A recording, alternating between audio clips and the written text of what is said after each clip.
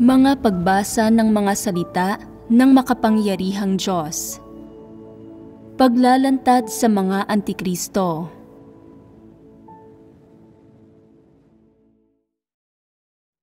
Ikawalong item.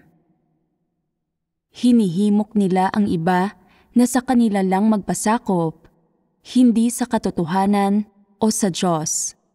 Ikatlong bahagi.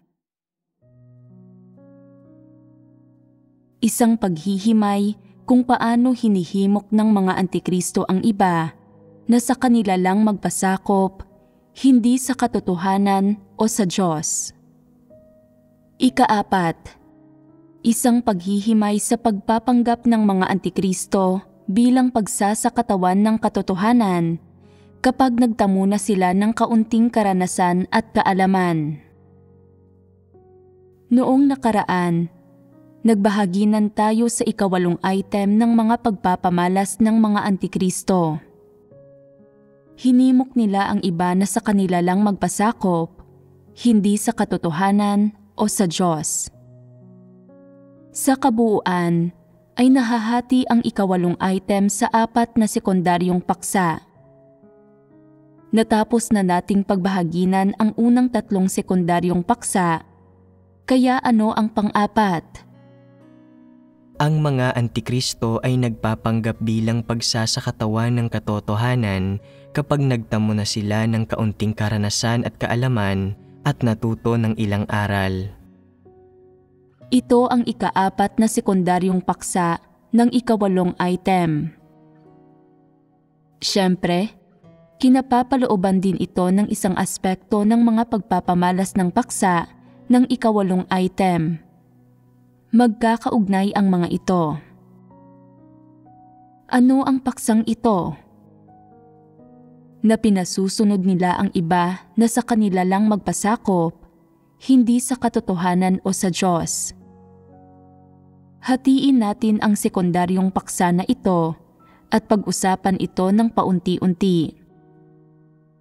Ano, ayon sa pagkakabanggit, ang karanasan, kaalaman, at mga aral. Anong uri ng mga tao ang nagtataglay ng mga ito? Anong uri ng mga tao ang gustong sangkapan ang sarili nila ng mga ito? Anong uri ng mga tao ang nagbibigay diin sa pagsasangkap ng mga bagay na ito sa sarili nila sa halip na ng katotohanan? Anong uri ng mga tao ang nagtuturing sa mga bagay na ito bilang katotohanan? Una, isang bagay ang tiyak. Anuman ang kakayahan ng mga taong ito at anuman ang kanilang pangunawa, mayroon silang malaking pagmamahal sa kaalaman at nahihigitan ng pagmamahal nila sa kaalaman ang pagmamahal nila sa katotohanang realidad.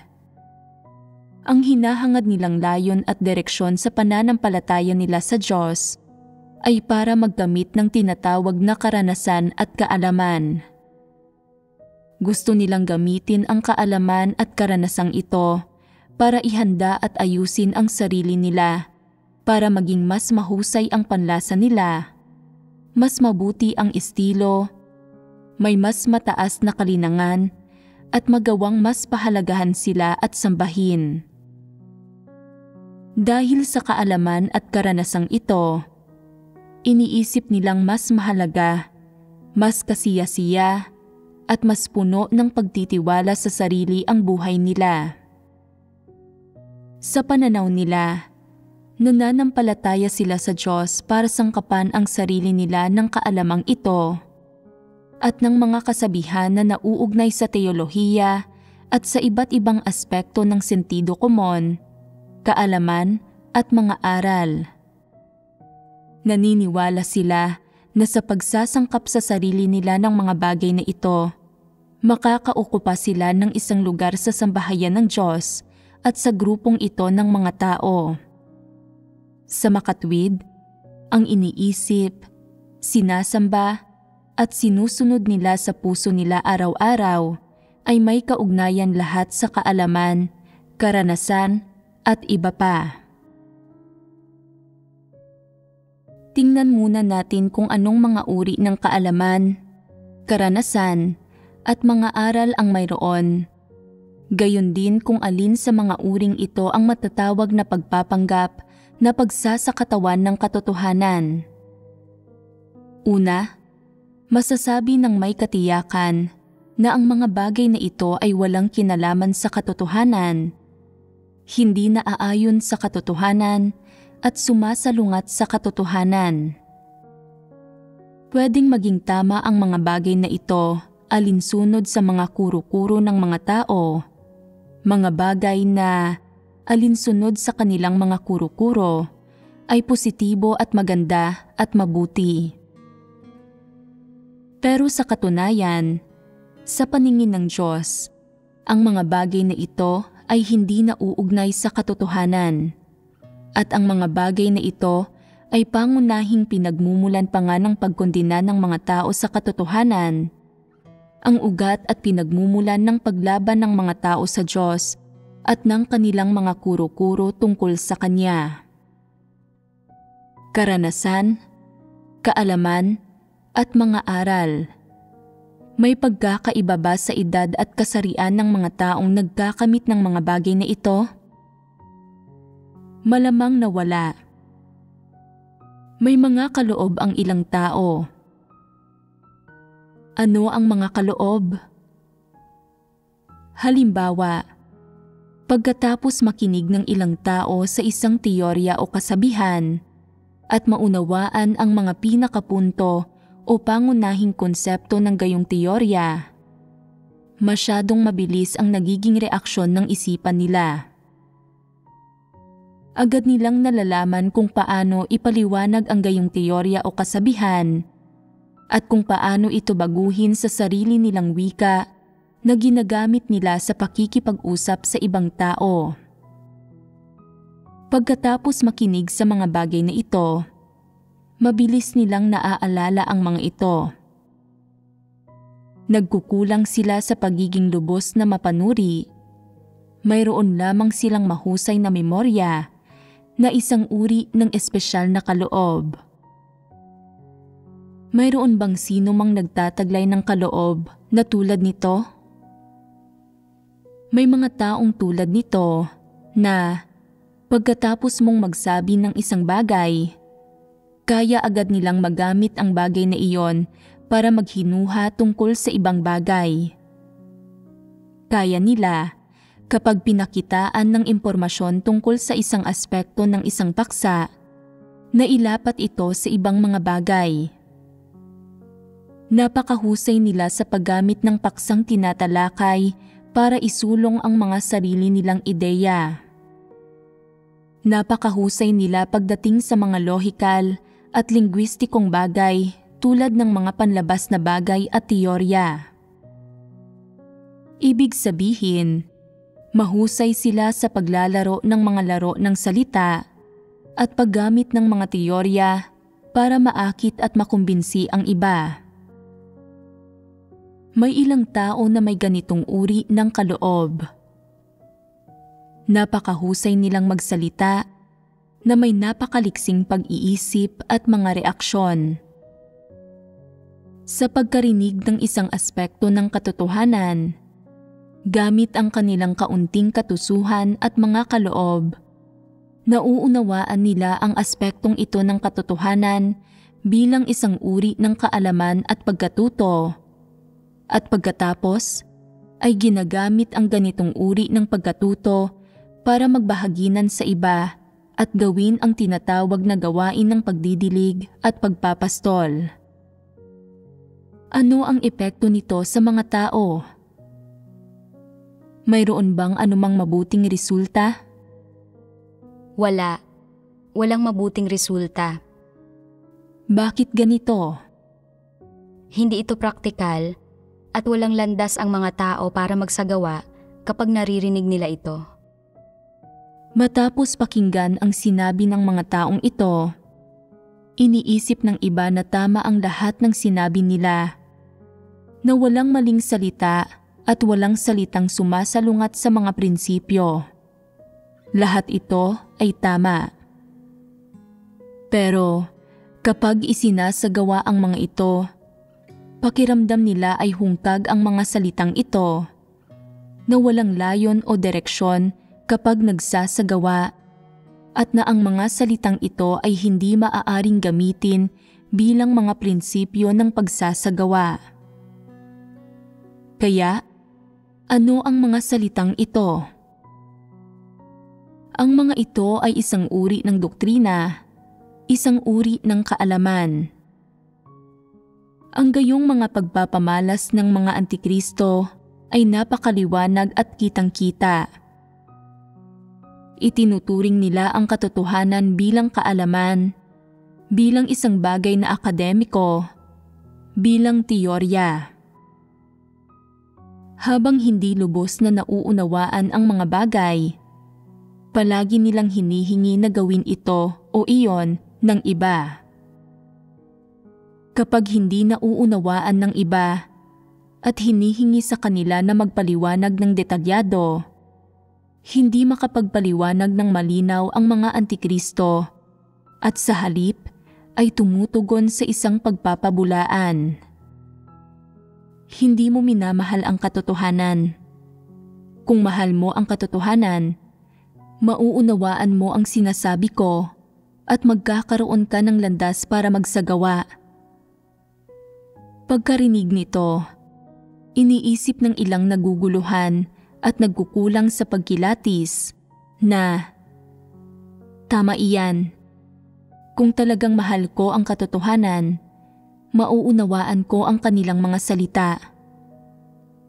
Iniisip ng mga taong walang pagkilatis na tama ang sinasabi ng taong ito, na hindi nila nauunawaan ang katotohanan.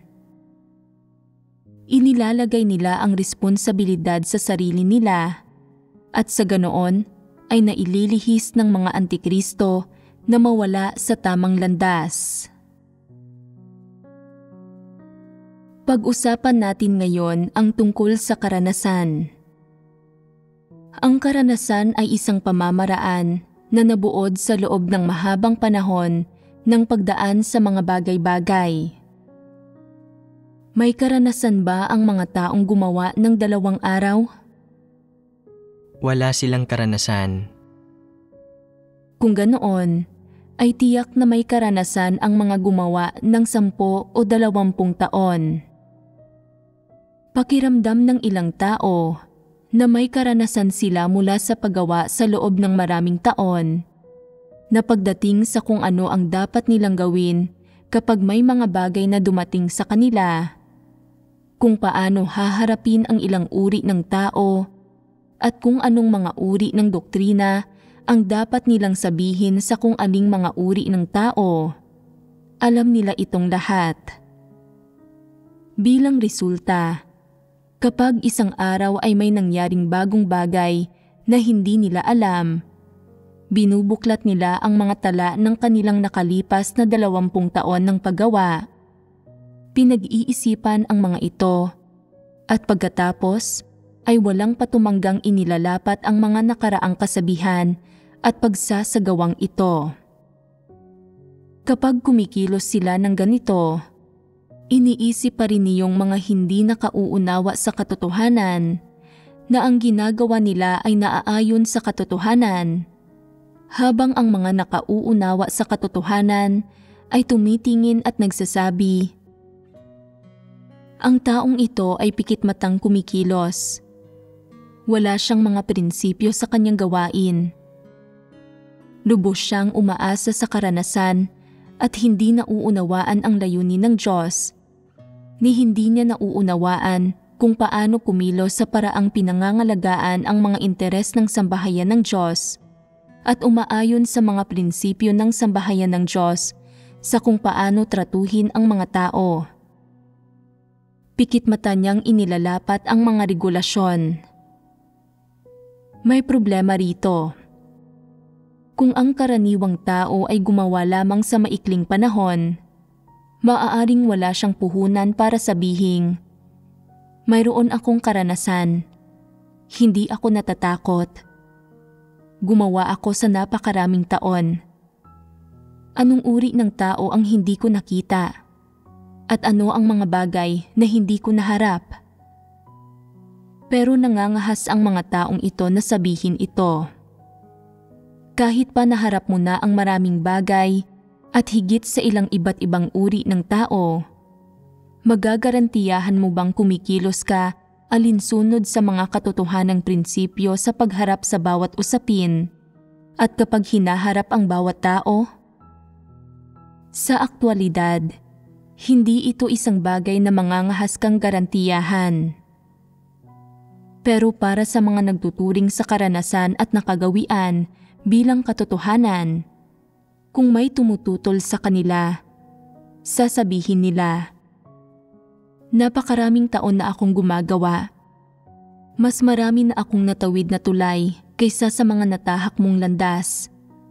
Pero nangangahas ka pa ring sumalungat sa akin? Bakit hindi ka nalang umuwi at magdasal?" Sa harap nila, walang nangangahas na magsabi ng salitang hindi, magbigay ng iba't ibang opinyon, o magpahayag ng salita ng hindi pagsang-ayon. Anong pag-uugali ito? Ito ay pagturing sa karanasan bilang ang katotohanan at paniniwala sa sarili bilang pagsasakatawan ng katotohanan. Sinasabi ng ilan na, "Hindi ko itinuturing ang aking sarili bilang pagsasakatawan ng katotohanan." Sino ang mangangahas na magtaglay ng gayong titulo? Ang Diyos lamang ang katotohanan. Hindi ako kailanman kumilos ng ganyan, ni hindi ako kailanman nag-isip ng gayon.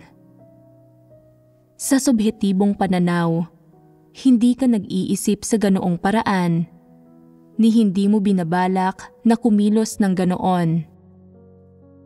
Pero sa obhetibong pananaw, ang iyong mga paraan ng paggawa ng mga bagay-bagay, ang iyong pag-uugali, at ang diwa ng iyong mga pagkilos sa huli ay nagpapakilala sa iyo bilang isa na nagtuturing sa sarili niya bilang pagsasakatawan ng katotohanan. Bakit pinasusunod mo ng eksakto sa iyong mga mungkahi ang mga tao? Kung hindi mo itinuturing ang iyong sarili bilang Diyos at isa ka lamang ordinaryong tao, kalipikado ka bang pasunurin ang iba sa iyo? Hindi ako kalipikado. May isang pangyayari kung saan pwede kang sundin ng mga tao na ito ay kung nauunawaan mo ang katotohanan, kung isang tao kang nakauunawa sa katotohanan. Pero muli, kahit isang tao ka pang nakauunawa sa katotohanan, isa ka pa ring ordinaryong tao lang. At pwede bang maging pagsasakatawan ng katotohanan ang isang ordinaryong tao? Kung kayang maunawaan ng isang tao ang lahat ng mga salita na sinabi ng Diyos at lahat ng katotohanan na hinihingi ng Diyos na maunawaan ng tao, pwede bang maging pagsasakatawan ng katotohanan ang taong iyon? Hindi pwede. Sinasabi ng ilan, pwedeng dahil iyon sa hindi sila naperpekto. Si Pedro ay isang naperpektong tao. Matatawag bang pagsasakatawan ng katotohanan si Pedro? Ang pagkakaperpekto ay hindi nangangahulugang nagiging pagsasakatawan ng katotohanan ang isang tao. At alam mo ba kung bakit? May pagkakaiba sa diwa. May pagkakaiba sa diwa. Ito ay isang aspekto nito.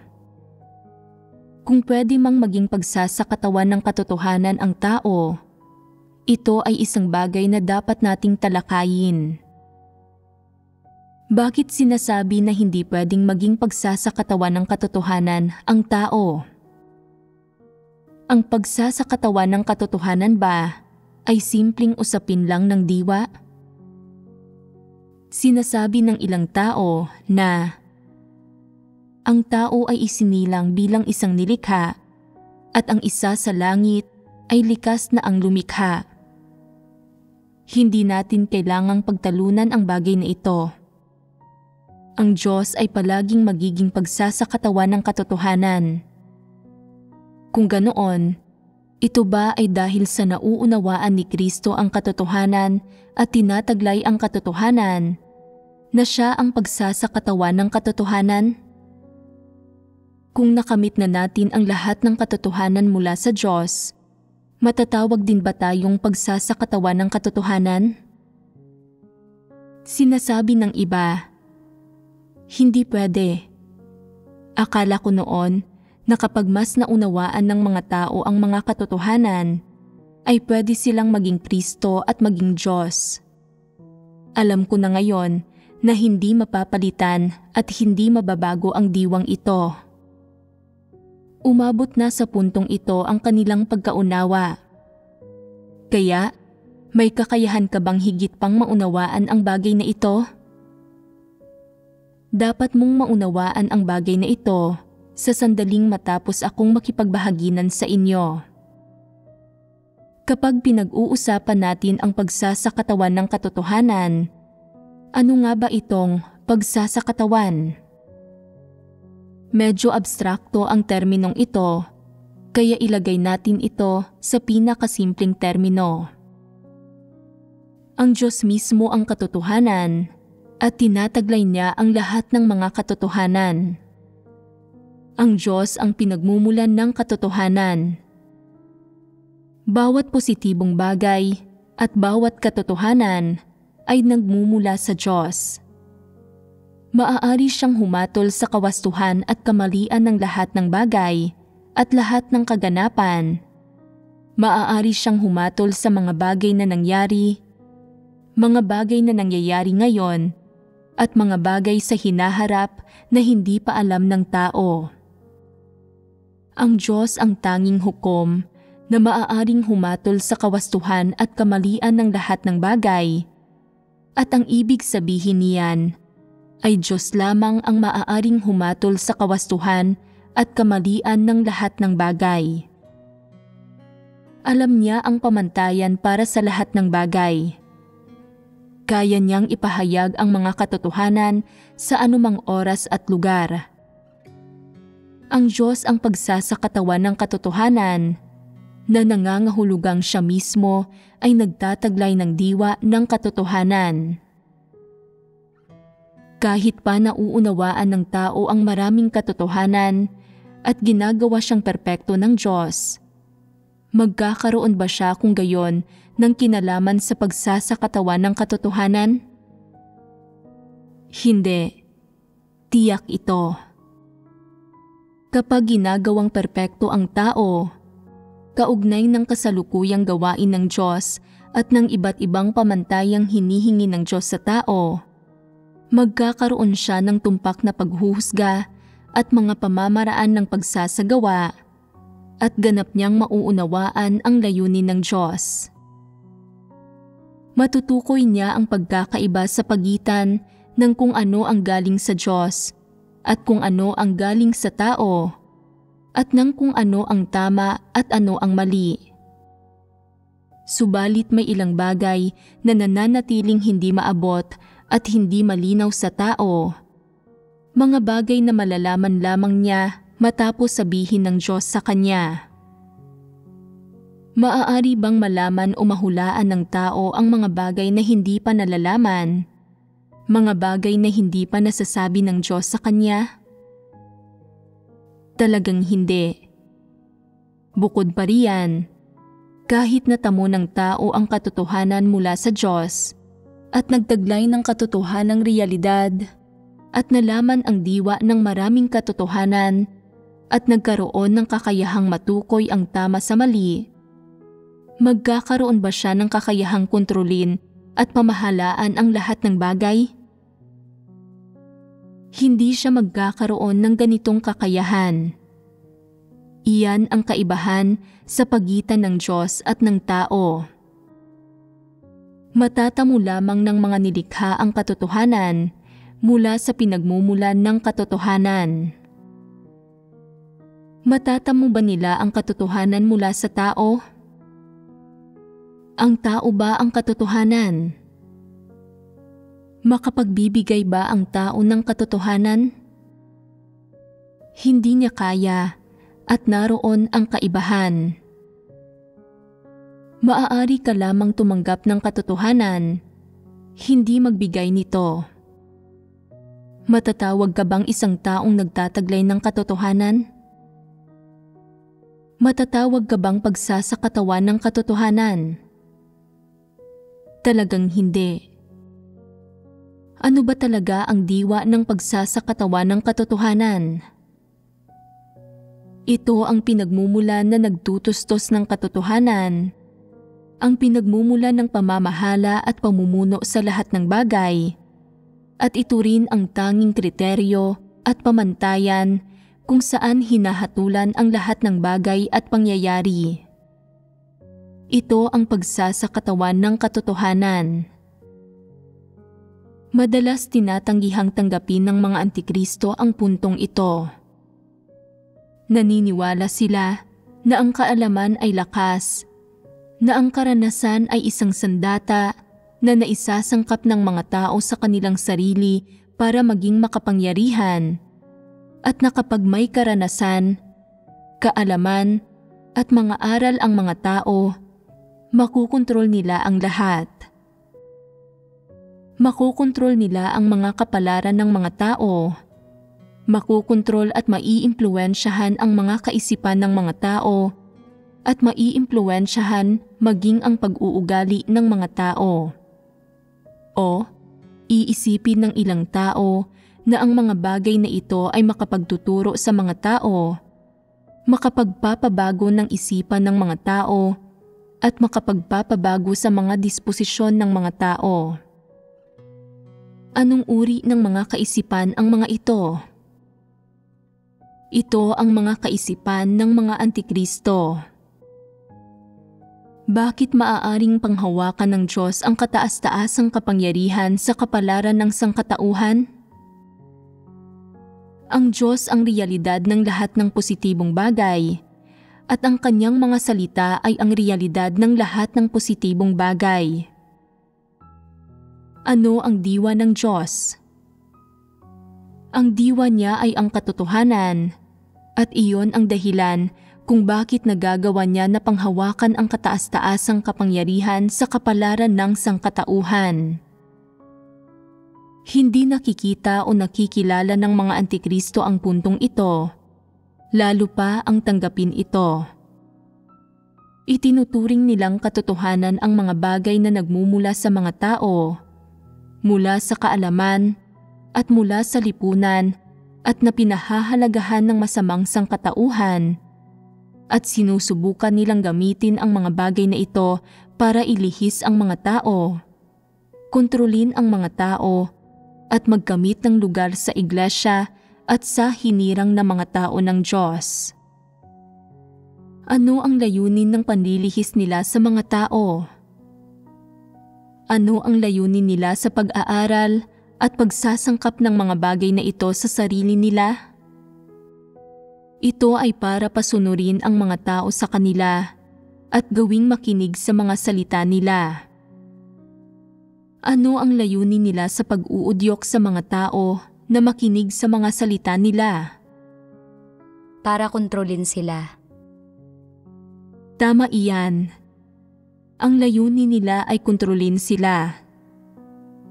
Ibig sabihin nito na kapag binibigkas nila ang ilang salita, ang mga tao ay susunod at mamamanipulan nila. Magiging mga kasangkapan nila at mga alipin nila. Dahil tinatanggap ng mga tao ang mga pananaw nila at tinatanggap ang tinatawag nilang karanasan, kaalaman at mga aral, sinasamba sila ng mga taong ito. Ang pagsamba sa kanila ay hindi nangangahulugan ng pakikinig sa kanila? Ang pakikinig ba sa kanila ay hindi nangangahulugan na madaling manipulahin ang mga taong ito? Hindi ba't nagtagumpay ang mga Antikristo? Sa oras na may isang taong nakikinig sa kanila, hindi ba't nangangahulugan ito na nakuha na siya mula sa Diyos? Nagpapasaya ito sa mga antikristo. Ito ang kanilang layunin. Sa totoo lang, sa kaibuturan ng kanilang puso, hindi naman talaga sila naniniwala ng walang pag-aalinlangan na sila ang pagsasakatawan ng katotohanan at na sila ang katotohanan. Pero ganoon sila mag-isip at ganoon sila kumilos. Bakit ganito sila mag-isip at kumilos? Naniniwala sila na ang kanilang kaalaman, karanasan, at lahat ng nagmula sa kanilang mga kaloob ay tama at gusto nilang gamitin ang mga bagay na ito para kontrolin ang mga tao at mahigpit na hawakan ang mga tao sa kanilang mga kamay. Ang ilan sa kanilang kaalaman, karanasan, at mga aral ay halatang mga malademonyong salita na naglalayong dinlangin ang mga tao. Ang ilan, kahit na hindi halata, ay may mga pakana, tusong balak, at pagsasabwatan na nakatago sa loob, at ang mga hindi nakapapansin sa mga ito ay maliligaw. Ano ang mga kahihinatnan ng pagkaligaw? Lumalayo ang mga tao sa Diyos at hindi na nauunawaan ang katotohanan. Itinuturing ang kaalaman, karanasan, at mga aral ng tao bilang katotohanan at isinasantabi ang mga salita ng Diyos. Nagiging masyadong malabo ang mga tao tungkol sa mga salita ng Diyos. Pero labis silang nagmamalasakit at nagpapahalaga sa kaalaman at karanasang ito. Nagsisikap pa nga sa pagsasagawa at pagpapatupad ng mga ito. Ito ang layunin sa mga pagkilos ng mga antikristo. Kung wala silang gayong ambisyon na manipulahin ang mga tao, kontrolin ang mga tao, at gawin silang masunurin, sasangkapan ba nila ang kanilang sarili ng mga bagay na ito? Hindi sila magsisikap ng kahit kaunti para rito. Mayroon silang layon. Napakalinaw ng kanilang pagpapahalaga sa layunin. Ano ang malinaw na layunin na ito? Ito ay para kontrolin ang mga tao. Kinokontrol man nila ang isang buong grupo ng mga tao o isang bahagi lamang nila? Magagawa ba nilang makontrol ang sino man nang walang batayang theoretical? Dapat muna silang makahanap ng isang hanay ng mga kaisipan at teorya na pinaka-naaayon sa mga kuro-kuro at imahinasyon ng mga tao at pinakaangkop sa panlasa ng mga tao at gamitin ang lahat ng posibleng paraan para maipalaganap ang mga ito sa mga tao. Nangangahulugan ito ng pagbe-brainwash sa mga tao, paggawa ng psikolohikal na gawain sa kanila, patuloy na pag-iindoktrina sa kanila, at patuloy na pag-uudyok sa mga tao na pakinggan, gawing pamilyar ang mga sarili nila rito at tanggapin ang mga kaisipan at pananaw na ito. Sa katunayan, ang mga tao ay pasibong naiindoktrinahan at pasibong nabibrainwash at tinatanggap nila ng hindi namamalayan ang mga pananaw na ito. Dahil walang panloob na abilidad ang mga tao na makilala ang tama sa mali, bago maunawaan ang katotohanan, wala silang kakayahang labanan ang mga bagay na ito. Wala silang pangontra para dito. Kapag tinanggap ng mga tao ang mga nakalilin lang na pananaw na ito, mabilis silang nabibihag ng mga ito. Ano ang ibig sabihin ng nabihag? Ibig sabihin nito na pagkatapos tanggapin ang mga pananaw na ito, nagiging mas determinado ang mga tao sa paniniwalang ang mga bagay na ito ay tama at patuloy na ginagamit ang mga pananaw na ito para kumbinsihin ang kanilang sarili at ang iba. Sila ay nailigaw at nakontrol At ganito nakakamit ni Satanas ang layo nito kapag nililihis ang mga tao. Ang ilang tao na natuto ng ilang espesyal na propesyonal na kasanayan sa mundo o ang mga may partikular na katayuan sa lipunan ay may parehong kaisipan pagkatapos pumunta sa sambahayan ng Diyos na nagbubunga ng isang parehong pagpapamalas sa kanila. Ano ang kaisipang ito? Isinasaalang-alang nila ang sarili nila bilang ang mga elite sa lipunan. Ano ang mga elite? Sila ay mga taong nangingibabaw sa mga grupo. Nakatanggap sila ng kaunting espesyal na mas mataas na edukasyon at ang kanilang mga talento, kakayahan at mga kaloob ay nasa mas mataas na antas kaysa sa iba. Ano ang ibig sabihin ng nasa mas mataas na antas kaysa sa iba? Ibig sabihin nito na sa isang grupo ng mga tao, mayroon silang namumukod-tanging pag-iisip, katalinuhan at mahusay na pananalita at mayroon silang espesyal na abilidad na maunawaan ang ilang bagay at kasanayan. Ito ay tinatawag na nasa mas mataas na antas kaysa sa iba at ang mga taong ito ay kilala bilang mga elite sa lipunan. Ang bawat bansa ay nagdilinang ng ganitong uri ng tao. Ano ang layunin ng kanilang paglilinang? Para mas mabilis na mapaunlad ang bansa. Kapag iniuukol ng mga ganitong tao ang kanilang sarili sa iba't ibang posisyon, bumibilis ang pag-unlad sa lahat ng uri ng pamumuhay. Mataas ba o mababa ang katayuan ng mga ganitong tao sa lipunan? Tiyak na wala silang ordinaryong katayuan.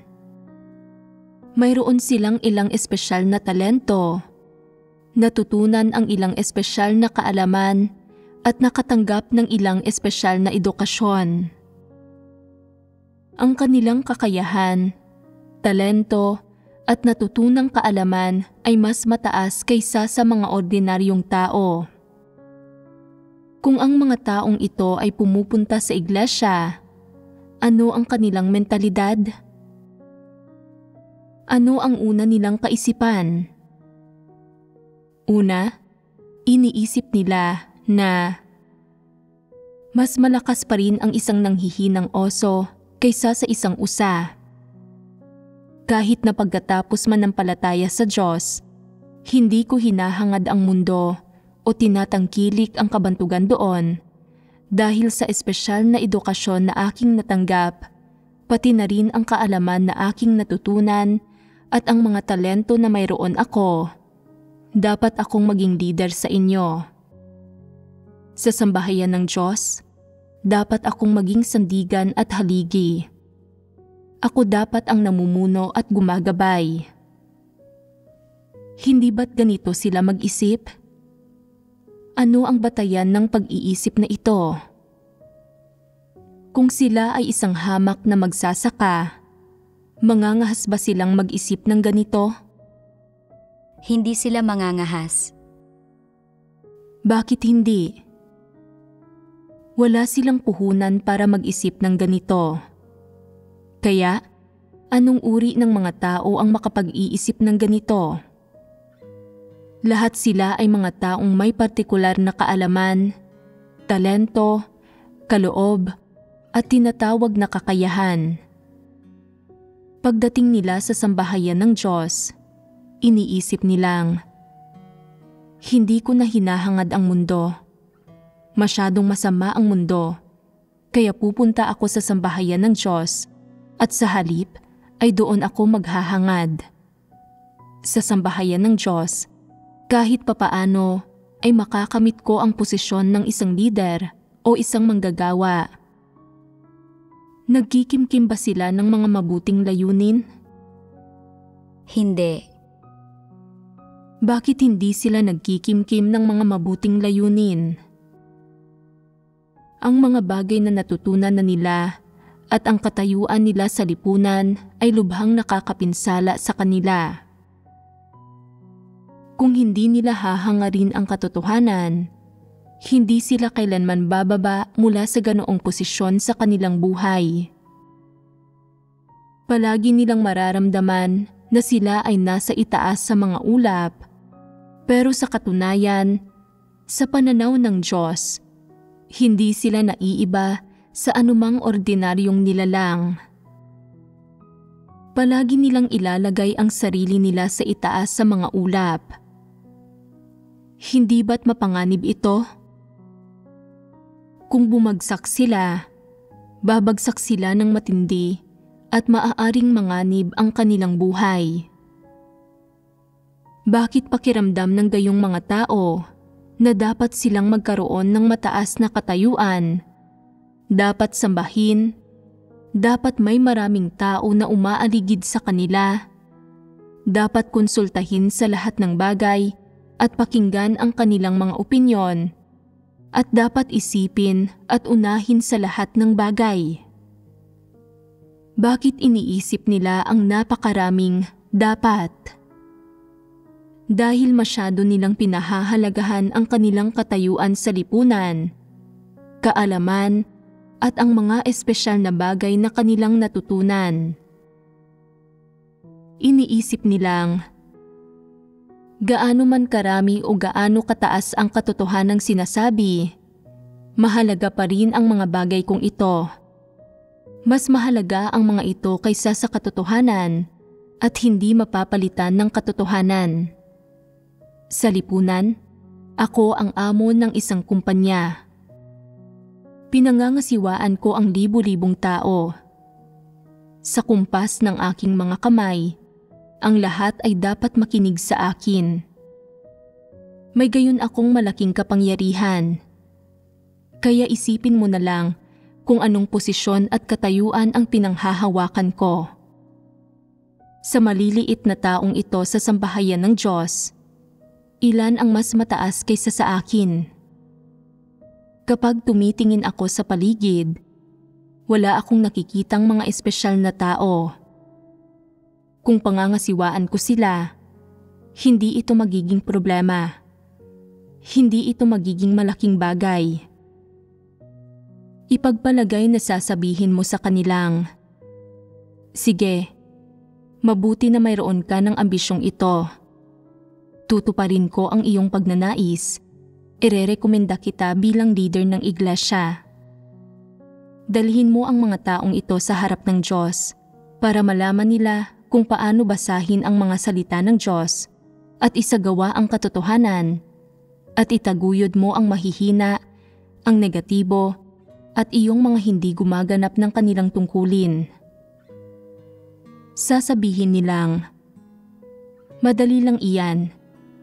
Noong nasa negosyo ako, ginawa ko ang lahat ng gawaing psikolohikal na iyon. Magaling ako sa bagay na ito. Ano ang mangyayari pagkatapos mailagay ang mahigit 30 tao sa isang iglesia sa kanilang mga kamay? Wala pang 2 buwan, ang mahihina ay nagiging mas mahina, ang mga negatibo ay nagiging mas negatibo, at ang mga nagpapalaganap ng ebanghelyo ay hindi makakuha ng mga tao. Ang mga hindi marunong magbasa ng salita ng Diyos ay inaantok sa sandaling oras na para sa isang pagtitipon at hindi na gusto pang makinig sa mga sermon mula sa itaas. Kapag tinanong na, hindi ba't medyo may kakayahan kayo? Sinasabi nilang, oo, amo ako noon. Halatang halata ang kakayahan ko. Anumang uri ng amo ka sa mundo, walang kwenta ito. Kung hindi mo nauunawaan ang katotohanan, ikaw ay isang karaniwang tao sa paggawa ng gawain ng iglesia. Kung papayagan ang mga taong ito na mamahala sa gawain ng ebanghelyo, makikibahagi lamang sila sa walang silbi at mababaw na mga formalidad. Hindi sila makakakuha ng anumang resulta at ang isang iglesia na may dose-dose ng tao ay hindi madidiligan ng mabuti. Anong nangyayari rito? Ang gayong maaalam na tao ay dating mga amo at ehekutibo ng kumpanya sa lipunan. Kaya bakit hindi nila maipakita ang kanilang mga kakayahan kapag pumupunta sila sa sambahayan ng Diyos? Hindi sila pinangangalagaan ng banal na espiritu. Na hindi sila pinangangalagaan ng banal na espiritu ay isang aspekto. Pero ano ang pangunahing dahilan? Hindi nila nauunawaan ang katotohanan.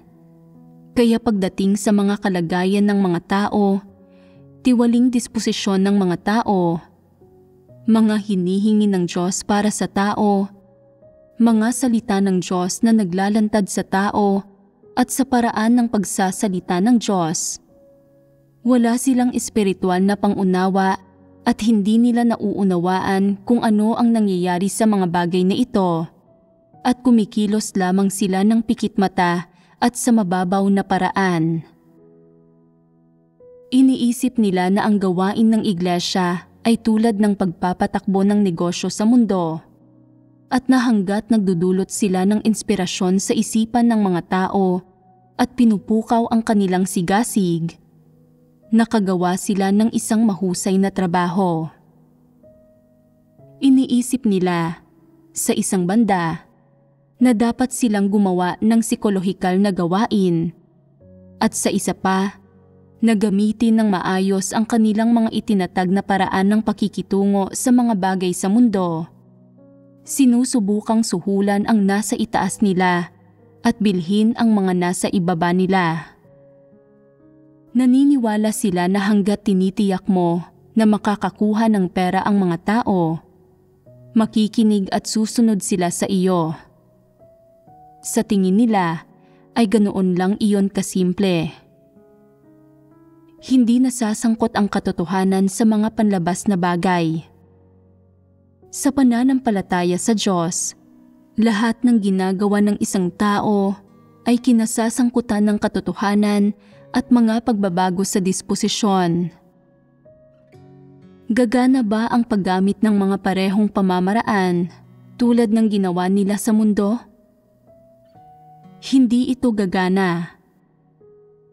Pagdating sa kung paano haharapin ang mga kalagayan ng mga tao, kung paano haharapin ang mga kahinaan ng mga tao, kung paano susuportahan ang mga tao ng maayos, kung paano haharapin ang mga kuro-kuro ng mga tao tungkol sa Diyos, kung paano magagawang makilala ng mga tao ang kanilang sarili kapag ibinunyag nila ang kanilang mga tiwaling disposisyon, at kung paano gagawing matapat ang mga tao, wala silang kaalam-alam at nagsasalita pa nga ng walang kapararakan at pikit matang nagpapataw ng mga regulasyon. Halimbawa, kung ang isang tao ay nagsasabi ng isang bagay na pangbaguhan at walang espiritual na pangunawa, sasabihin nila na ang taong ito ay may mababang kakayahan at hindi naghahangad ng katotohanan. Pikit mata lang nilang inilalapat ang mga regulasyon at ginagawa nila ito ng ganito at ganyan hanggang sa ang iba ay walang daan pasulong. Ginugulo sila at ginagawa silang walang motibasyon. Ang mga gumagawa ng tungkulin nila ay wala ng anumang lakas para rito, habang ang mga negatibo ay nagiging mas negatibo. Sinasabi ng ilang tao na mas mabuti para sa kanila na basahin ang mga salita ng Diyos sa tahanan kung ang ganoong tao ang mamumuno sa kanilang iglesia. Ano ang nagdulot nito? Kapag pinamunuan nila ang isang iglesia, idinudulot nilang mawalan ng motibasyon ang mga tao. Ginagawa ang mga itong mawalan ng ganang manampalataya sa Diyos. Bakit ayaw ng manampalataya ng mga tao? Dahil noong una ay may kaunting malinaw na paningin ang mga tao. Pero nagugulo at nalilito sila ng mga pagkilos ng taong ito. Walang anumang katotohanan sa puso ng mga taong ito sa simula pa lang, tanging pangunawa ng mga doktrina. Matapos silang magulo ng taong ito, lalong naguguluhan ang isip nila at hindi na nila maarok ang gawain ng banal na espiritu. Nagiging medyo malabo rin ang pag-iral ng Diyos mismo. Kaya, anong uri ng mga pamamaraan ang ginagamit nila para dalhin ang mga tao sa puntong ito? Halimbawa, katotohanan ba ang pahayag na ang tao ay nilikha ng Diyos? Dapat mong gamitin ang iyong mga tunay na kabatiran, pangunawa, at karanasan para mapatunayan ang pahayag na ito para mas matibay na paniwalaan ng mga kapatid na ang pahayag na ito ay ang katotohanan at tama at makumbinsi silang nagmula ang sangkatauhan sa Diyos. Sa ganoon ay madaragdagan ang pananalig nila sa Diyos. Kapag ang isang tao ay may pananalig sa Diyos, kapag tumatanggap sila ng disiplina o dumaranas ng ilang paghihirap o pag-uusig, magkakaroon sila ng lakas sa kanilang puso. Ito ay isang katunayan. Pero ano ang sinasabi ng mga taong ito? May isang programa sa TV na nagsasabing natuklasan na nanirahan ang mga tao sa mga tribo 100 milyong taon na ang nakalilipas. Kapag ipinagyayabang nila ang kanilang kaalaman at nagsasalita tungkol sa kasaysayan ng ganito, nalilito ang lahat ng nakakarinig sa kanila. Hindi ba't sinasabi na nilikha ng Diyos ang tao? Kapag ganyan mo ito sinasabi, parang hindi iyon ganoon. Nanggaling ba ang tao sa mga unggoy? Tingnan mo. Saan nila dinala ang mga tao? Hindi ba't nakakasama ito sa mga tao? Sa tuwing may pagkakataon sila, ipinagyayabang nila ang kanilang kaalaman at nagsasalita tungkol sa kasaysayan, pilosopiya, at kung paano sila nakikitungo at nakikipagsabwatan sa mga opisyal ng gobyerno sa mundo, na ipinagyayabang lang ang mga bagay na ito. Kapag nagyayabang sila ng ganito, at kapag ang mga bagay na ito ay naririnig ng ilang kapatid na mababa pa ang tayog, mahina at may maliit na pananalig, saan napupunta ang kanilang puso? Tumatakbo patungo sa mundo. Tama iyan. Ano ang katumbas nito? Ang mga taong ito na ipinagkatiwala sa kanila ay nawala nila. Halatang karaniwang tao sila.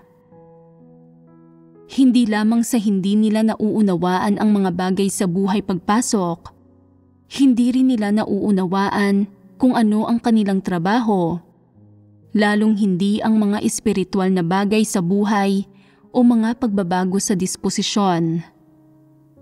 Hindi nila nauunawaan ang alinman sa mga ito, pero nagpapanggap pa rin sila na taong nakakaunawa sa katotohanan at nagnanais na maging isang pastol para pamunuan ang hinirang na mga tao ng Diyos. Hindi ba't katawa-tawa ito? Kung hindi mo nauunawaan ang mga espiritual na bagay sa buhay, ano ang dapat mong gawin kapag napili bilang isang leader? Sasabihin mong, isa akong karaniwang tao at hindi pa ako kailanman nakapamuno sa isang iglesia. Kailangan kong hanapin at tingnan kung ano ang itinakda ng mga pagsasaayos ng gawain tungkol dito at hanapin ang mga taong nakauunawa rito para makipagbahaginan sa kung paano dapat isagawa ang gawain o hanapin ang mga kapatid na nakauunawa sa katotohanan at makipag-ugnayan sa kanila. Ito ba ang tamang saloobin? Pero hindi ito ginagawa ng ilang tao. Nagmamagaling sila at nagsasabing, gusto mong makipag-ugnayan ako sa iba. Sino ang may mas mataas na kwalifikasyon kaysa sa akin? Sino ang may mas mataas na katayuan sa lipunan kaysa sa akin? Talagang kilala ako sa lipunan. Dapat akong bigyan ng kaunting paggalang ng sino mang nakakakita sa akin. Nagyayabang lang sila at nagpapakitang gilas ng kanilang mga kakayahan ng ganito. Kapag pinamunuan nila ang iglesia ng ganito, may pag-asa pa bang makapasok sa katotohanang realidad ang mga kapatid? Wala silang pag-asa. At kahit na ito ang kaso, pinauulat pa rin ng mga taong ito sa iba, ang lahat sa kanila. Saglit na nagtungo sa universidad ang mga demonyong ito at nagtataglay sila ng kaunting kaalaman, at dahil dito ay nangangahas silang magyabang at manloko sa sekular na lipunan at gumawa ng lahat ng uri ng masasamang bagay. May ilang paraan sila para sa pagiging buhay, kaya gusto nilang pumunta sa sambahayan ng Diyos para makamit ang isang bagay. Para makakuha ng katayuan at magdala ng kaluwalhatian sa kanilang mga ninuno. Gusto pa nga nilang magpanggap na pagsasakatawan ng katotohanan para makinig at sumunod sa kanila ang hinirang na mga tao ng Diyos. Ano ang ibig sabihin ng pagsasakatawan ng katotohanan sa kanila? Ibig sabihin nito, bawat isa sa aking mga kaisipan, mga diskarte, at mga opinyon, dapat ninyong lahat na itaguyod ang mga ito bilang katotohanan. Nagtakda ako ng panuntunan para sa iyo. Ang lahat ng mga bayarin, maging ang mga wala pang $5, ay dapat na iulat sa akin. Sinasabi ng iba, hindi na dapat kailangang iulat ang $5. Mayroon din kaming saklaw ng awtoridad. Hindi ba kami pwedeng kumilos lang ayon sa prinsipyo? Ano sa tingin nila? Paano magiging ayos iyon? Malaking bagay ito. Ako ang leader. Ako lang ang may huling salita. Kahit hindi nila sinasabi ito, ganito sila mag-isip sa kanilang puso. Ganito nila kinokontrol ang mga tao. Kaya nilang gawin ang anumang masama o nakalilin lang sa iba.